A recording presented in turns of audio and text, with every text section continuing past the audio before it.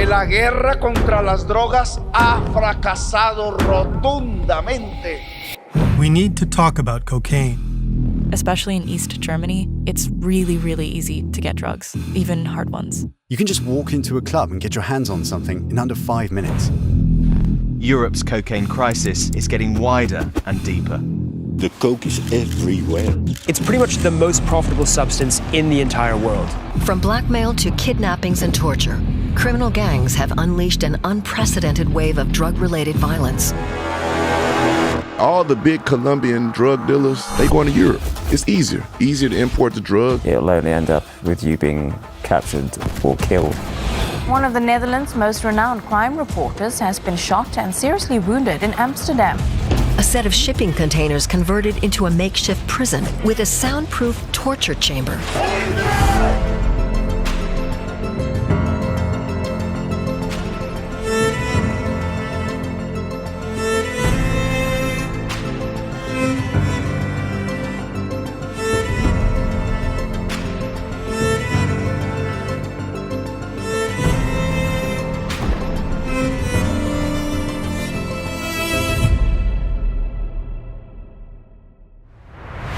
These days, cocaine is everywhere. On TV, in music, in clubs, and at work. You ordered Diet Coke, that's a joke, right? Ooh, girl, bump for life. We wanted to know more about this drug. Where does it come from? What does it do to those who consume it? And why is it all of a sudden flooding Europe? We had a ton of questions. So we started looking for answers from scientists, experts, doctors, users, and you. A few months ago, we asked viewers of our German channel to share their experiences with cocaine. Nearly 4,000 of them reached out to us. From all their stories, we created these characters. They're based on real people from Germany, but we changed their voices and fictionalized their names. Of course, their stories aren't representative of society in general, but they do help us better understand cocaine. Let's dive in. Right. Tony just started his shift as a doorman at the club, but he's already fighting off exhaustion. I work 12-hour shifts in my main job. It's a 2-shift system, days and nights. A constant, unhealthy change.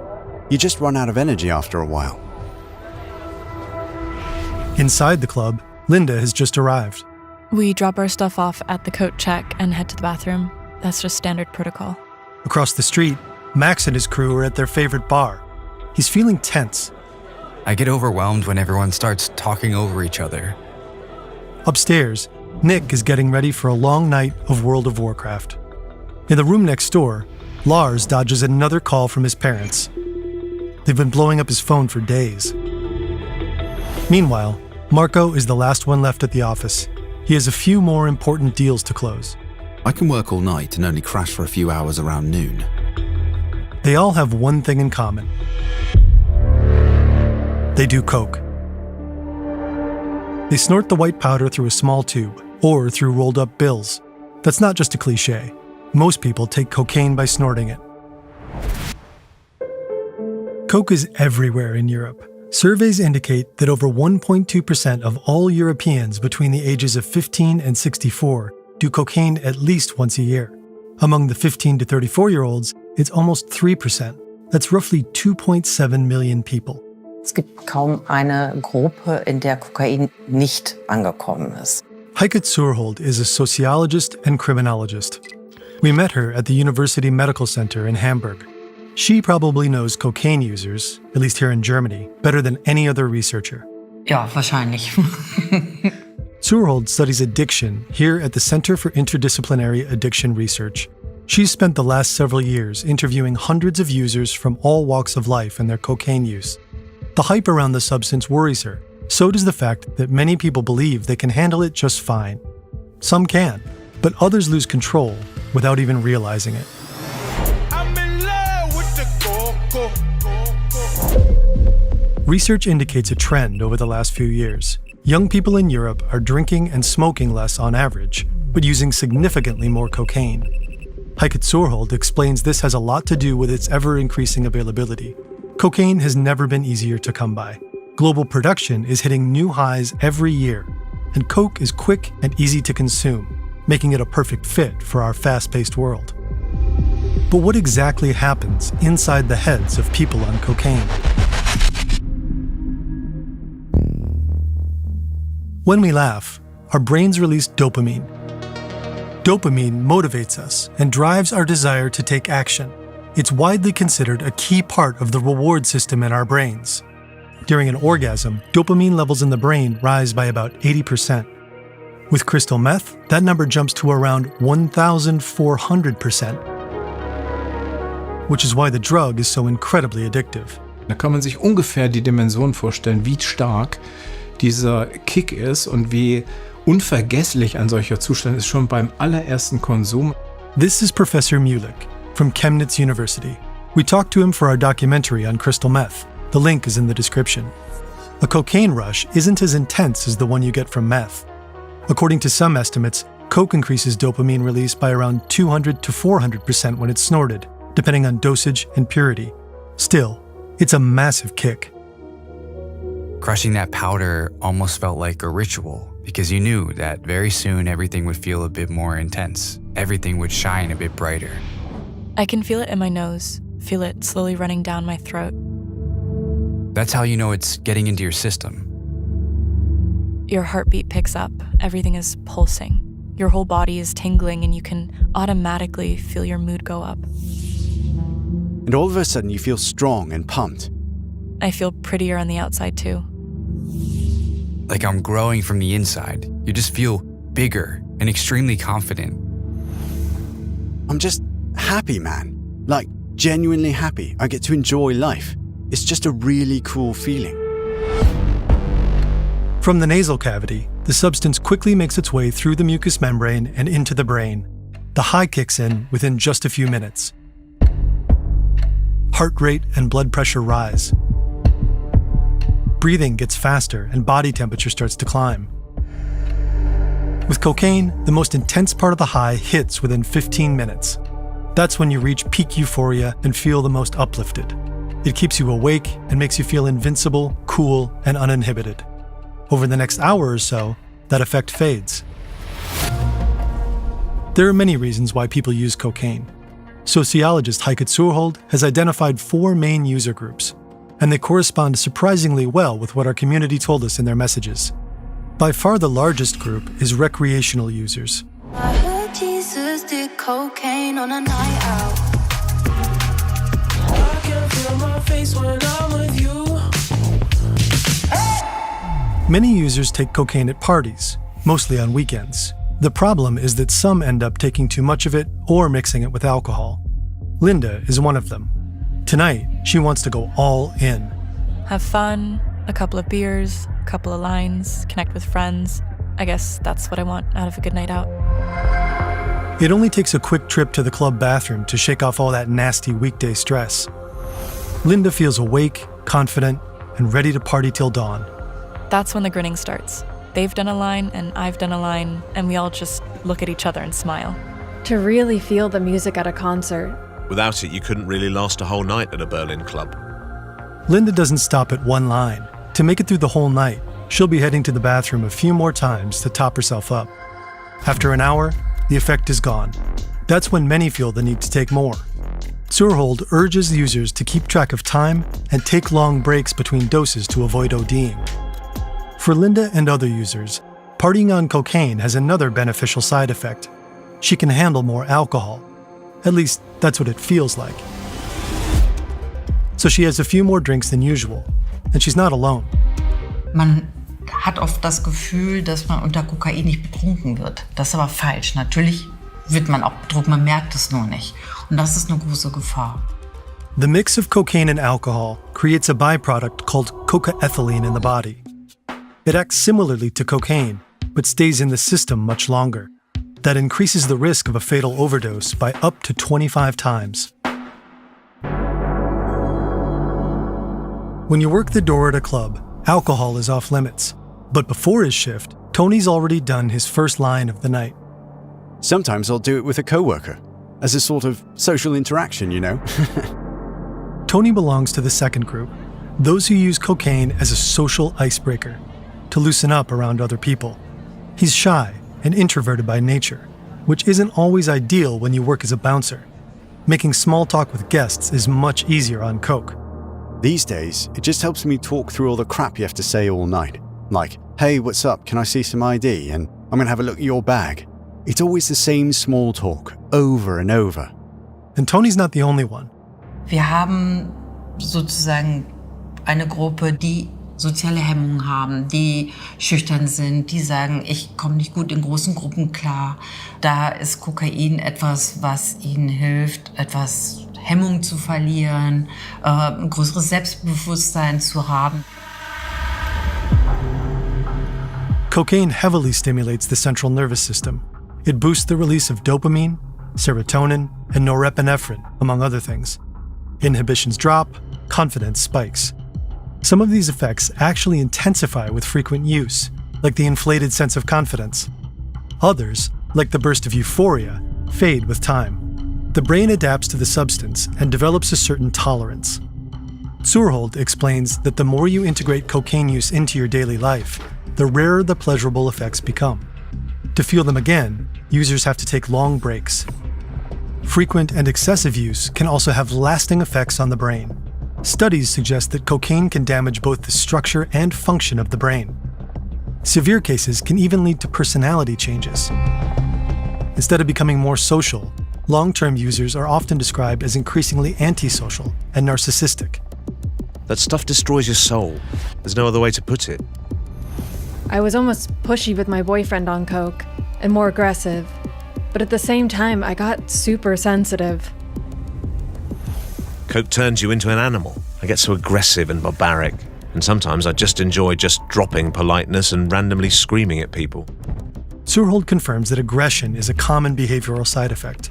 Many heavy users eventually stop functioning in groups, isolating themselves and retreating into compulsive habits like endless YouTube binges or gaming marathons. Lars hasn't left his room for days. He skipped work 3 days in a row. He's basically done nothing but order pizza, scroll through TikTok, and snort coke. Max would also prefer to crash in his couch, but he's forced himself out tonight, and coke helps him cope with larger groups of people. If I'm invited somewhere, like to a loud bar with 10 people talking at once, I just know I'll need a line beforehand. Otherwise, I can't handle it. All those people talking over each other and that heavy background noise. Something strange happens when Max does coke. Instead of stimulating him, it calms him down. It slows his thoughts. That's because Max has ADHD. Of course, I feel more awake in general, but when you have ADHD, everything just starts to feel calmer. Because all that stuff that usually floods in, you can suddenly filter out and focus really well. Max uses coke as a sort of self-prescribed medicine. That puts him in the next user group, self-medicators. Zurhold says that for people with ADHD or depression, cocaine can subjectively feel like it helps, although in reality, it makes it worse. The way cocaine acts is similar to some ADHD meds. Put simply, it stimulates areas of the brain that tend to be underactive in people with ADHD. For example, a cocaine-infused dopamine surge can temporarily compensate for an ADHD-related lack of dopamine, making affected users feel calmer and more focused. But this relief can backfire fast. People who get used to solving their problems with cocaine are at a higher risk of slipping into addiction. Those post-high crashes can deepen depression and even increase the risk of suicidal thoughts. Real help doesn't come from a substance. It comes from reaching out and getting support. Max started using more and more too. What began as occasionally before going out turned into every day at work. If I knew I had work on a larger project, then I'd treat myself to a little bump to get started, sometimes even in the morning. But most of the time I just start using around midday. That puts him in the last and probably the smallest of the four groups, those who do coke to perform. Zurhold explains that this group includes people who need to deliver, at work, during sports, or in any other setting that requires stamina. Cocaine doesn't actually increase performance, but it keeps users awake, alert, and on the job longer. Marco can barely get through work without it anymore. He's self-employed and often works through the night, only crashing around noon the next day. It's extremely hard for me to keep my sales this high without the substance. It sounds bad, but thanks to coke, I don't depend on any employer. This is a feeling many users in the group share. As a recruiter, I spend days making calls and nights writing emails to potential candidates. I was heavily addicted for 2 years. I had just started my own business and just wanted to keep performing. For a long time, coke had the image of a luxury drug for top-earning, overly ambitious high performers. Second key to success in this racket is this little baby right here. It's called cocaine. Right. But Surhold says that's changed. Those people still exist, but coke has long since reached other worlds. Shift work, for example. To make sure we all get home safe from work at the aluminium plant, I need to stay awake and flawless. The drug is also used in other sectors, like nursing. I do coke to get through my hospital shifts. In my first year as a social care worker, I did 0.5 gram per 5-hour shift. But there's one industry where cocaine seems especially common: restaurants and bars. Starting with bouncers like Tony. Bartenders. This way I don't get too drunk when I have a drink with the guests. Waiters. I could do the work of 2 waiters when I was on it. And even cooks. And I think gastronomy is one of the worst industries for it. Like 70 to 80% of the people there do it. Men especially use coke, roughly 2 to 3 times as much according to Surhold. No matter who wants it, they can get it. Ridiculously easy and incredibly fast. Linda lives in a small town in eastern Germany. For her, coke is just a phone call away. One call or a short message is all it takes, especially in small towns. People don't expect that. But I feel like, especially in East Germany, it's really, really easy to get drugs, even hard ones. It's no different for Tony at the club. Even if you don't know anyone in the city, you can just walk into a club and get your hands on something in under 5 minutes. I promise. In major European cities like Berlin, Madrid, Vienna, or Amsterdam, so-called drug taxis deliver cocaine right to your door within minutes. In this case, accessibility is part of a much bigger and very serious problem. In other cases, fast and easy access is exactly what you want. Like when you're trying to access your high-end workspace from some picturesque beach cafe halfway across the world. That's where AnyDesk comes in. Their remote desktop application gives you full access to your editing rig and servers from literally anywhere, with lightning-fast connection speeds that feel like you're sitting right in front of the remote machine. You can edit video in real time thanks to audio pass-through, or move massive project files directly between systems. AnyDesk's proprietary codec keeps latency ultra-low and visuals razor-sharp, even on fragile hotel Wi-Fi or your mobile hotspot at the beach. It runs on pretty much all desktop and mobile operating systems, while still playing nice with older devices too. For our team, that means staying creative no matter where they are. Try AnyDesk for free at anydesk.com/fern and stay connected. In most European countries, a gram of coke costs roughly 60 to 80 euros. Some estimates put street prices as low as 20 euros per gram in Luxembourg and up to 140 euros per gram in Finland. Producing that same gram costs just 1 to 3 euros. The difference is pocketed by smugglers, middlemen, and dealers. To further boost profits, the product also gets cut, and sometimes contaminated, with anything that vaguely resembles white powder. Speed, amphetamine, caffeine pills, and milk sugar. But one of the most common cutting agents is levamisole, a medication used to treat parasitic worm infections in large livestock. It looks a lot like cocaine, and, once metabolized, it can even mimic some of its effects. But there's also good news. Well, sort of. Also, wir wissen, dass Kokain momentan einen Reinheitsgehalt von 80% hat. Das heißt, es sind 20% Streckmittel drin. Das war mal viel dramatischer. The 2025 European Drug Report confirms these numbers. Average cocaine purity is on an upward trend and has increased by 34% over the last decade. But higher purity poses new dangers. It increases the risk of overdosing. The purer the substance, the smaller the margin for error. If you don't know how to adjust your dose to match the purity, you're in trouble. In many European countries, drug checking, also known as pill testing, has become a key harm reduction practice. Users can go to qualified facilities to anonymously test substances like cocaine for purity and dangerous additives. You can also test your drugs at many clubs and festivals. We've listed some helpful resources for finding testing sites in the description. But the purest cocaine, of course, is still found where it all begins. Here, in Colombia, on the eastern slopes of the Andes, grows an inconspicuous green shrub, the coca plant. It's been part of South American indigenous culture for thousands of years. People here were already chewing coca leaves some 4,000 to 8,000 years ago. Ever since, coca leaves have been serving as fuel for exhausting journeys across the towering Andes. The Inca treated the coca plant as sacred.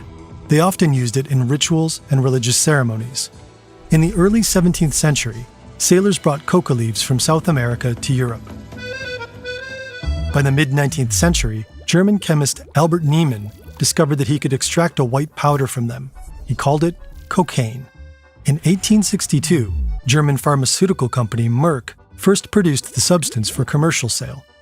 A year later, French chemist Angelo Mariani created a medical cocktail made from Bordeaux wine and coca leaves. This special wine was produced by soaking 60 grams of coca leaves in a liter of wine for 10 hours. The alcohol drew out the active compound in the coca leaves. Rumor has it, Mariani originally created the drink as medicine for an actress suffering from depression. Later on, it allegedly became Pope Leo XIII's favorite drink. A few years later, American pharmacist John Pemberton took inspiration from Mariani's concoction. Alcohol was controversial in the US back then, so Pemberton dropped the wine and added cola nuts, which contained caffeine.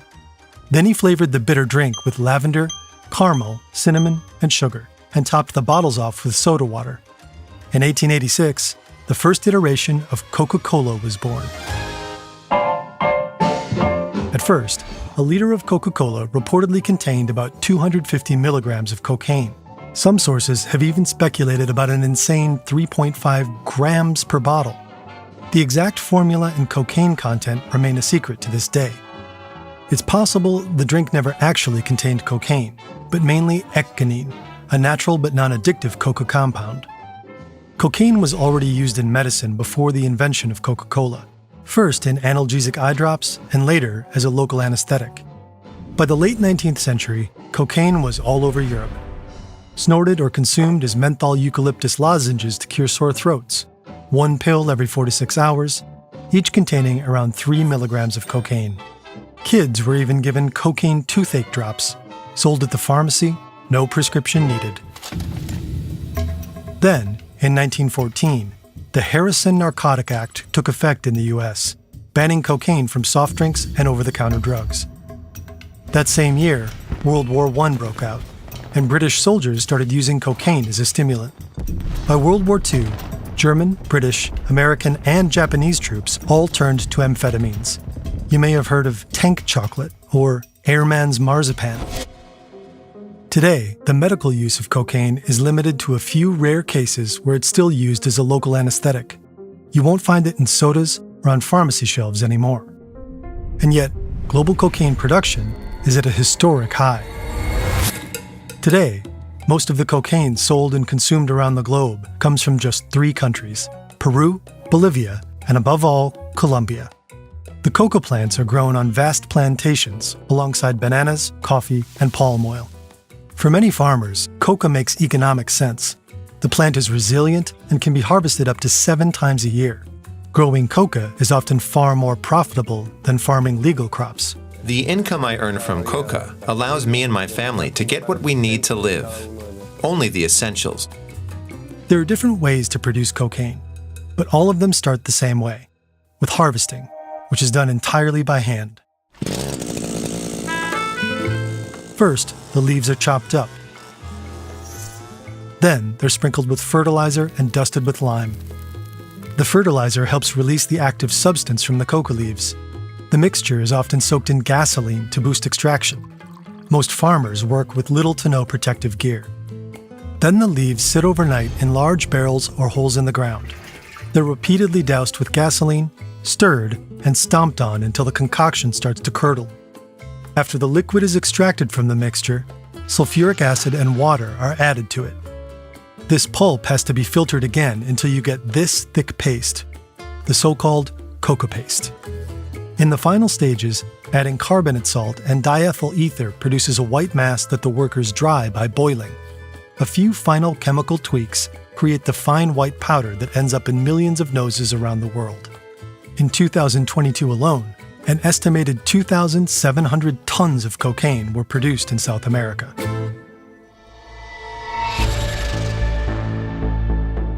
Across the production and supply chains, drug cartels call the shots. For decades, authorities worldwide have been waging a bitter war against them. In Colombia alone, 6 decades of drug-fueled conflict have killed around 450,000 people, displaced more than 8 million, and forced tens of thousands of children out of school. Some South American countries have been partly labeled failed states. In these regions, extremely rich and powerful cartels have successfully infiltrated and taken control of the government. Que la guerra contra las drogas ha fracasado rotundamente. When we think of cartels, we immediately jump to Pablo Escobar and Colombia's Medellin or Cali outfits. But those big Colombian cartels were dismantled in the 1990s. The resulting power vacuum has been filled by Mexican syndicate. They dominate the global cocaine trade to this day. The most important players are the Sinaloa cartel and the fast-rising Jalisco New Generation cartel, or CJNG. On the ground, they partner with criminal guerrilla groups, the Gulf Clan, Colombia's National Liberation Army, or ELN, or the Central General Staff, EMC. For international distribution, they cooperate with some of the world's most notorious mafia networks, from Chinese triads and the Albanian mafia to Italy's Ndrangheta. These criminal organizations each manage local retail in their respective domestic markets. South America has become one of the world's major hubs for organized crime. From here, cocaine fans out to every corner of the globe. There are countless ways to move cocaine across borders. Trafficking to North America is often handled via undeclared flights or clandestine fishing boats. It's a never-ending cat-and-mouse game between traffickers and law enforcement agents, one that forces smugglers to get creative. Some cartels have started to build their own semi-submersible high-tech vessels. We made a whole video about these so-called narco-subs, the link's in the description. Most of the cocaine heading to Europe is hidden in massive cargo ships. This contraband has been found inside all kinds of objects: books, surfboards, car tires, pumpkins, and even inside walking aids for the elderly. But one hiding place still reigns supreme for all EU-bound traffic: banana crates. About 200 million banana boxes are imported into the EU each year. Finding the ones stuffed with cocaine is like looking for a proverbial needle in a haystack. The North Sea has become one of the main entry points. The port of Antwerp, in Belgium, is widely considered Europe's biggest drug gateway, followed by Rotterdam in the Netherlands. But Hamburg, Germany's biggest port, is quickly catching up. These German customs officers are desperately trying to find a few kilos of coke hidden somewhere inside a giant cargo ship. But even if they do find the stash, it'll barely put a dent in the avalanche of illegal drugs moving across borders. In 2004, German authorities seized just under a ton of cocaine. By 2024, that number had jumped to over 40 tons. This is in line with a Europe-wide trend. In 2023, a total of 419 tons of cocaine were seized, marking the 7th consecutive annual high. Tatsächlich stellen wir und die Polizei auch fest, dass egal wie viel Kokain wir sicherstellen, das hat keine Auswirkung auf den Straßenverkaufspreis oder auf die da zur Verfügung stehende Menge. Also das tatsächlich, es ist unbeschreiblich viel.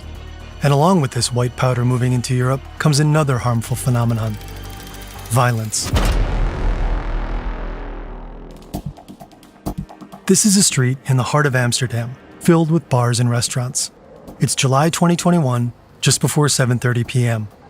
A man in a light-colored suit walks down the street, eyes fixed on his phone. His name is Peter de Vries. He's one of the Netherlands' most famous crime reporters, a familiar face on TV when it comes to the mafia or organized crime. Right now, he's investigating a Moroccan group known as the Mokra Mafia, another organization heavily involved in cocaine trafficking. De Vries is advising the key witness in a major trial. Shortly after the case began, the witness's brother and lawyer were both murdered. De Vries has just left a TV studio. He's heading to a parking garage to get his car. Seconds after he walks down the street, he's followed by a police car. After the car passes around the corner, 5 shots are fired. De Vries is hit several times, at least once in the head. It's a targeted killing. He's rushed to the hospital in critical condition and dies 9 days later. A man who stood for justice. That is exactly what is so unacceptable. That this horrible injustice happened to him. In 2024, 3 men are sentenced to up to 28 years in prison for his murder. Berichten zufolge ließ ihn der Angeklagte mutmaßliche Mafia-Boss auf eine Todesliste setzen. Organized crime long ago gained a foothold in Europe's major cities. In 2016, a severed head was found outside an Amsterdam cafe alleged to be a hangout for drug dealers. In Sweden, gang and drug-related violence has been claiming more and more lives in recent years. In some cases, even teenagers were recruited as hitmen. In 2024, several explosions and shootings in the German city of Cologne were linked to drug-related gang violence. According to the European Monitoring Center for Drugs and Drug Addiction, violence and homicide are major manifestations of the illegal drug trade. A Dutch research team found that these killings are often acts of compensation for failure to pay for or deliver drugs. Other attacks are meant to intimidate rivals or assert a certain position in the scene. It's actually a lot like it is in the movies. Cocaine represents deadly narcissism and toxic masculinity, but also power and wealth in general, luxury and excess, the ultimate fantasy of defiance and freedom. That image still seems to appeal to a lot of people, and not all of them are criminals. "3:52 a.m. Linda's moved on to an after party. Tony's shift is almost over. Marco's hopefully done too. Nick is still playing World of Warcraft. Lars and Max have already called it a night. A new day begins. Depending on how the stuff was cut, I sometimes end up with a bloody nose and a bit of a headache. I actually regret it the next day, like always, and I keep regretting it for a few days after too because I feel sluggish. My nose hurts. Everything kind of tastes like Coke. Life just feels a bit dull, with less drive and less joy. Es ist tatsächlich auch so, dass nach dem Konsum einige Leute von Depressionen berichten, von schlechter Stimmung, von Trübsinn, von Antriebslosigkeit. Also das ist natürlich von Mensch zu Mensch verschieden, aber das ist tatsächlich relativ häufig, dass sowas berichtet wird. Und das kann schon auch mal 2 Tage dauern. That's why long breaks between doses are so important, because for those who use too much too often, the side effects can hit hard. Many heavy users experience heart palpitations.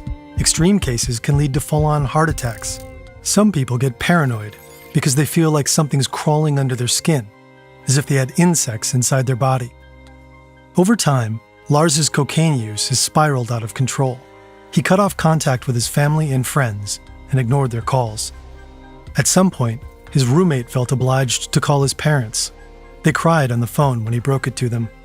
Lars is seriously addicted to coke. He really needs your help.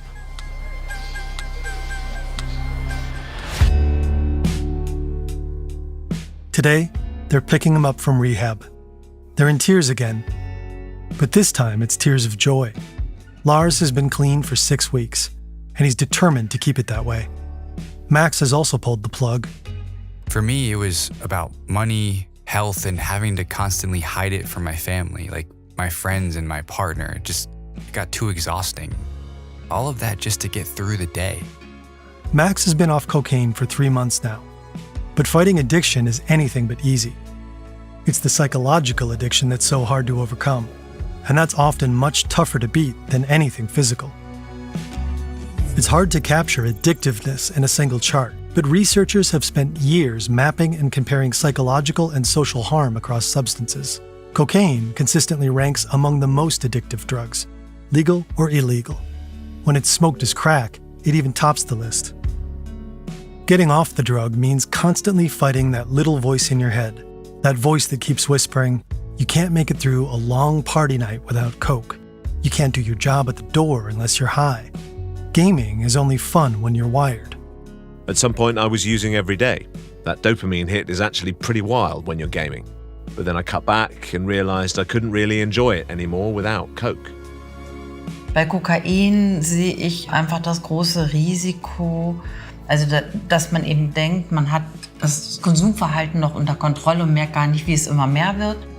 In every new round of World of Warcraft, Nicholas has to remind himself that he doesn't actually need coke to enjoy the game. He's been staying clear of the white powder for months now.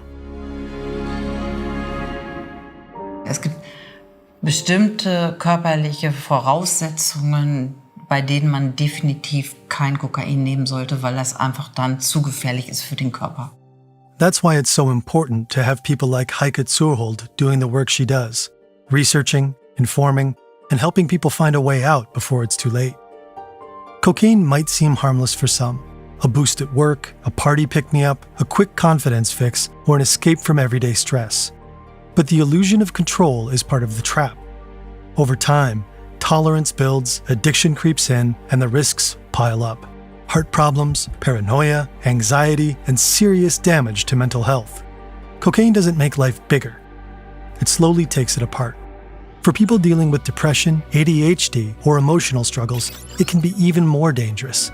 The post-high crashes can deepen the lows, feed addiction, and even push people toward self-harm. Real help doesn't come from a substance. It comes from connection, from talking to someone, from getting help. So if you're struggling, reach out. Talk to a friend, a therapist, a hotline, anyone you trust. And if you know someone who might need to hear this, send them this video. We need to talk about cocaine. We need to talk to each other.